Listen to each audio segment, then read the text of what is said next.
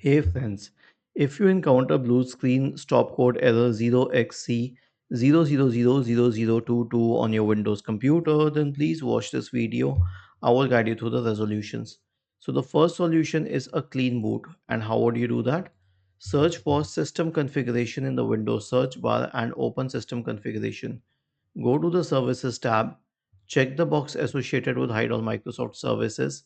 If any of the services checked, click on Disable All, Apply, OK, and then restart your computer.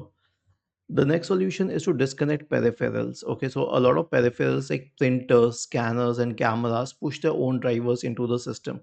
Now, this will cause conflict with the existing drivers, thus leading to the blue screen of death error. So, disconnect all peripherals and then keep connecting it one by one to judge the culprit. The next solution will be to update all drivers. So search for device manager in the Windows search bar and open device manager and check if there is any driver which has a yellow exclamation marks next to it. If it does, then you will have to right click and uninstall the device, and then you'll have to click on action and scan for hardware changes to reinstall that device. And as for updating all the drivers, right click on the start button and select settings from the menu. Go to the Windows Update tab on the list on the left hand side.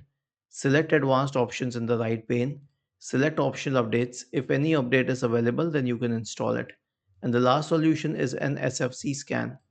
Search for Command Prompt in the Windows search bar and click on Run as Administrator.